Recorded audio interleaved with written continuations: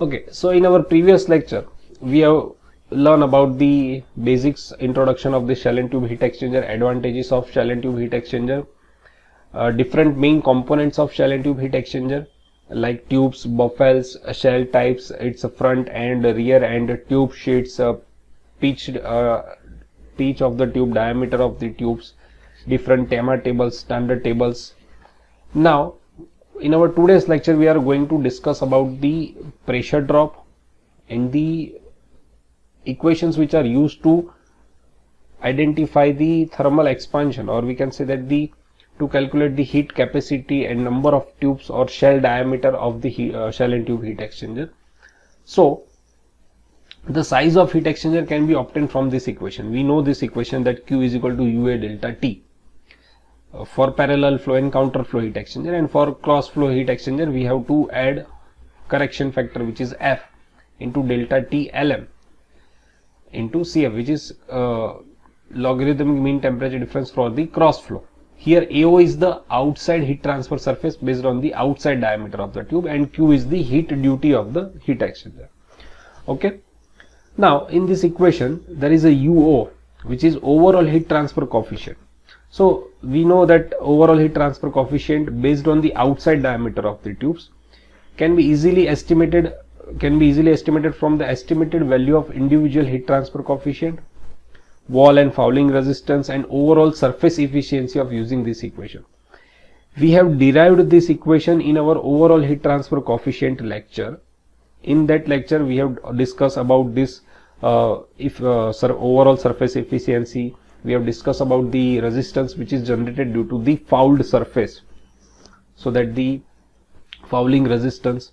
So after considering this fouling and thin surface, we can write this equation which we have already derived in our lecture, that RT, this is a total resistance, which is 1 upon UO, which is according to overall heat transfer coefficient according to outer surface or inner surface, is equal to 1 upon, this represent the surface efficiency of the inner surface efficiency of the inner surface, 1 upon HI. Then this term represent the fouling resistance at the because of the inner surface. This term also represent the fouling resistance of the outer surface. This RW represent the conduction resistance, whether it is going to be wall or whether it is going to be tube. In our case, in shell and tube heat exchanger, it is going to be tube. And this is 1 upon HOAO, this is the surface efficiency of the outer side, and this is 1 upon HOAO, which is convection resistance. Okay, so from this equation we can write that, because we have to calculate according to the outer surface, so we are go for the 1 upon UOAO. So from this equation we can write UO is equal to this.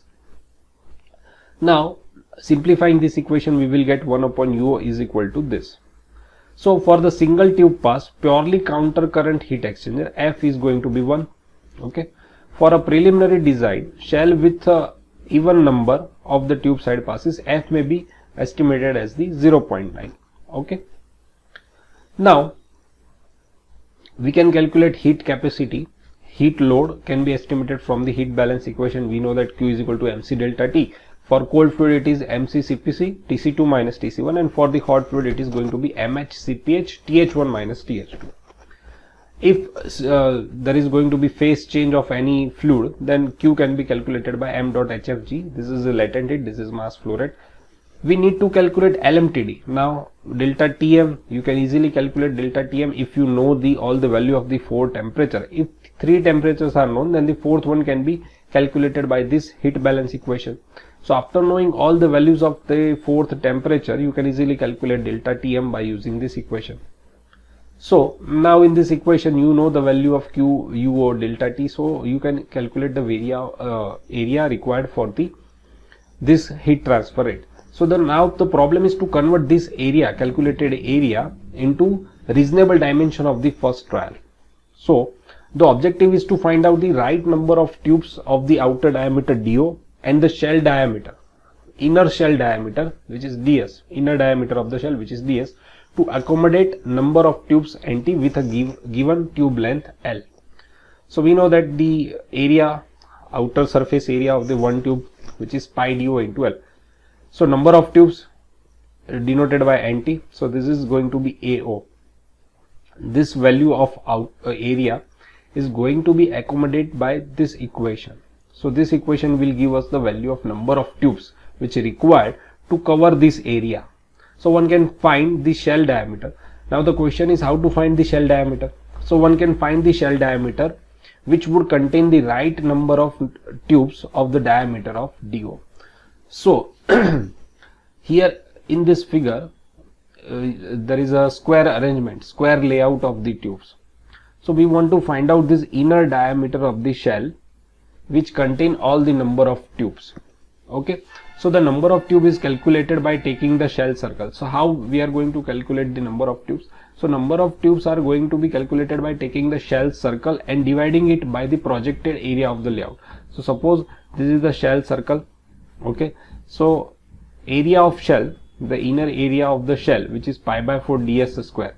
The inner cross section area of this shell, suppose the diameter of this shell is a ds, so inner cross sectional area, it means this area is going to be pi by 4 ds square, is equal to, which is going to be covered by number of this small tubes. So suppose we consider the one projected area which is generated by this all tubes. If we consider a center point, suppose we consider center point, just a minute. Suppose we consider there are number of small points at the center of the tube. So this is going to be one inside the tube, it is going to be one projected area of the tube. So this is a pro tube, which is projected area of this all the tubes. If we project center of all the tubes, it generates small dot. If we connect all the outer dots, it will generate one projected area of the tube layout. Okay, so which is denoted by A pro tube. Done. Now okay, now this is A pro tube, is projected area of the tube layout expressed as the area corresponding to the one tube. ds is the shell inside diameter, and CTP. Now what is this CTP? So CTP is the tube count calculation constant, which is account for the incomplete coverage of the shell diameter, because we are not going to cover the whole diameter. There must be some clearance by the tubes due to the necessary clearance between the shell and the outer tube circle. Okay, so generally value of CTP for one tube pass is 0.93, for two tube pass it is 0.90, and for three tube pass 0.85. As the number of passes increases, the clearance is going to be increased. So, okay, now we have this equation that area of shell is going to be number of tube NT, number of tubes, its projected area divided by CTP. So it is pi by 4 ds square, which is the area of shell. Now we know that projected area is going to be PT square. What is this PT? It is a pitch. Now just a minute. Okay, so here you can see we have, this is a square layout.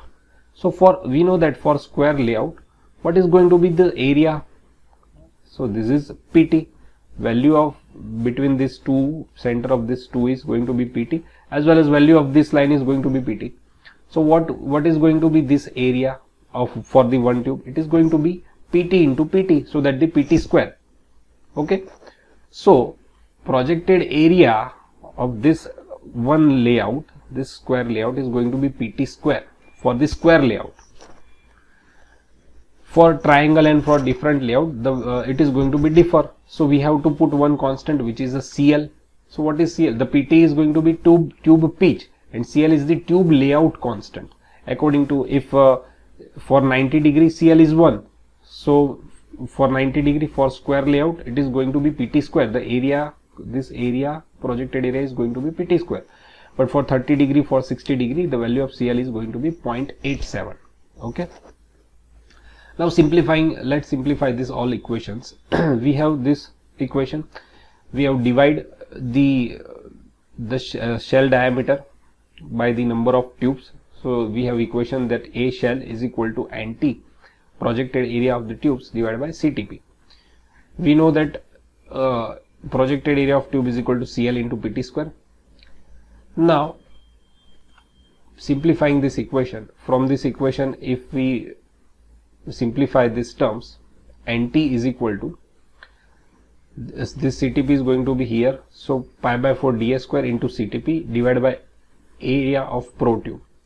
Now this pi by 4 becomes 0.785.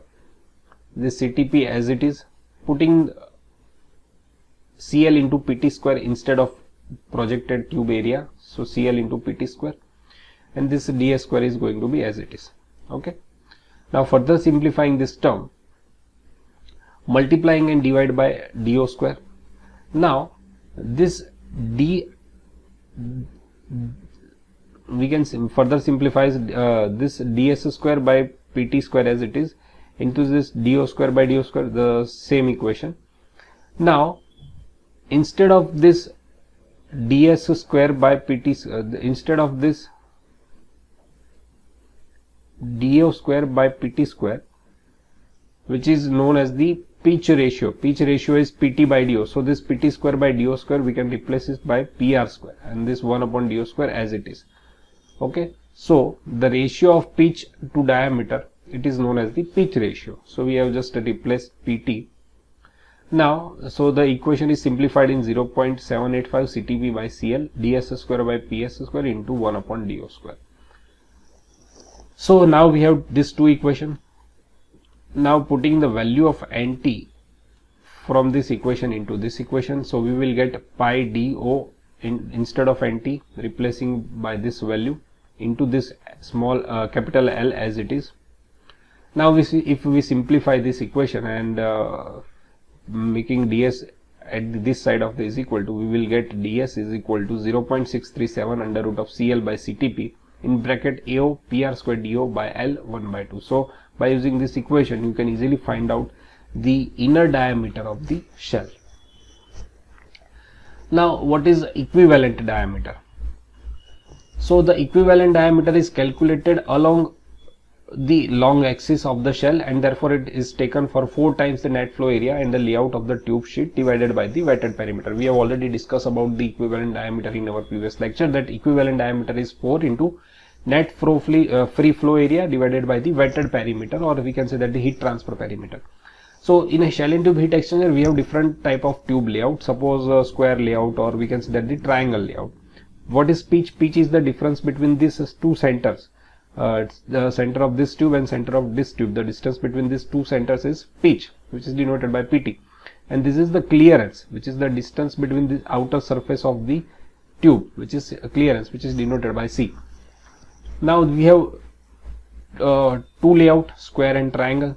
So what are the free flow area? First, for finding equivalent diameter, first we need to calculate what is free flow area. So here in this figure you can see that.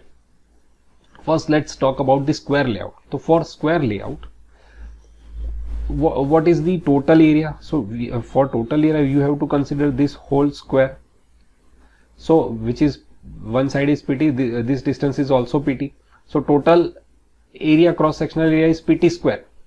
But from this total area you have to, just a minute, you have to remove this area which is not available for the fluid to flow. Okay, so this area is the same in all the 4 tubes. So 4 for these 4 tubes, and this area is 1/4 of the pi by 4 do square. Okay, so 4 multiplied by 1/4 of the pi by 4 do square. Okay, so 4 of these tubes multiplied by 1/4, because this is the 1/4 area of total pi by 4 d square, total cross section area of this one particular tube. So by solving this equation, we will simplifying this equation, we will get pt square minus pi by 4 do square. Okay, now if we talk similar about the triangle layout, so also for the triangle, the first we have to consider this total triangle by connecting this 2 line, by connecting this 2 line, and by connecting this 2 point. So first the total area of this triangle, then from this total area we have to remove this 3 area which is not available for the fluid to flow. So first total triangle area minus this is going to be, this angle is going to be 60 because this is equilateral triangle. So this angle, this all three angle is going to be 60, 60 and 60. Okay, so the area would be 3 multiplied by, this is a 60 out of 360, so 60 out of 360 into area of one tube, which is going to be pi by 4 d square. So simplifying, first you need area of triangle, which is half base into height. So for the half base into height, you will get root 3 because the value of this base is pt, this is also pt, value of this line is also pt. So putting the value of base into height, you will get free flow area for the triangle, which is root 3 pt square by 4 in minus pi by 8 do square. Okay, so now what is perimeter for the square layout? So we know that the perimeter for the square layout, this is the square layout. So what would be the perimeter? So there are the 4 tubes for the square layout. So 4 multiplied by, these are the perimeter which is accessible. So pi by 4 do, pi do, this is pi do, but it is a fourth portion of the total pi do. Okay, this is a fourth portion of total pi do. This is a total surface area, but which portion is available? So it is 1/4 available. So 1/4 pi do of all the 4 tubes, 1, 2, this is 3 and 4. So what is the perimeter of square layout, which is going to be pi do. Then same, by applying same logic for the perimeter for the triangle, which is going to be pi do by 2, because for the 3 here there are 3 tubes for the triangle layout, and the third 60 degree from the 360, this 60 degree of pi do is only available. So 60 from the 360 is available. So pi do by 2, which is perimeter for the triangle layout. So what is going to be equivalent diameter for the square layout? So for the square layout, the free flow area is this pt square minus pi by 4 do square, and the wetted perimeter, this wetted perimeter is going to be pi do. Similarly for the triangle, the free flow area is root 3 pt square by 4 minus pi by do square, and wetted perimeter is pi do by 2. Now number of tubes at the center line of the shell is calculated by, so here we know that this is suppose the shell, this is the diameter. So how you can calculate number of tubes? So you can calculate number of tubes of at the center line. This is the center line. So how you can calculate the number of tubes at the center line? By calculating, by dividing diameter with the pitch. This is the ds is the inner diameter. So this is the inner diameter, and if we divide it by pitch, so this is the pitch of the each tube. So this will give total number of tubes at the center, or we can say that at the center diameter of the shell and tube heat exchanger. Okay, so there is no free flow area on the shell side by which shell side mass velocity can be calculated. The variable that affect the velocity of the fluid, which is going to be flow from the shell side, which is going to directly on the outer surface of the tube. So the velocity of that fluid, it is going to affected by different variable, which is a shell diameter, a clearance between the tubes, pitch size of the tube, and the buffel spacing, because if the spacing between two buffels is high, there is a large mass of fluid is going to be flow over the surface of the tube. If spacing between the buffel is small, the amount of or the mass of fluid which is going to flow at the same time on the number of tube is going to be less. Okay, if the clearance between the tubes is very less, then there is a very small gap for the available for the fluid to flow over the surface of the tube. So these are the factors which affect the velocity, mass velocity of the fluid of the shell side. Now the width of the flow. So how to calculate that mass velocities? To calculate that mass velocity, we required the surface area which is available for the shell side fluid to flow over the surface of the tube. So for the area, we know that for area the unit is meter square. So we need width and the length for the fluid which is going to be flow over the surface of the tube. Okay, so the width of the flow area, the tubes located at the center of shell. So suppose you have to imagine this is the tubes which are at the center of the shell.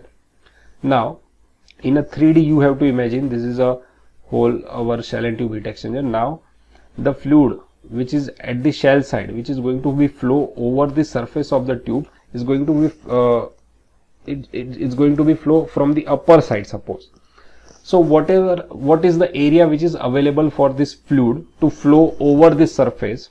So it can be calculated by this ds by pt, which provides number of tubes. So now this number of tubes, it is one dimension, that this number of tubes are available. Now also you have to consider this is the space between these two tubes. So the space between these two tubes is our clearance.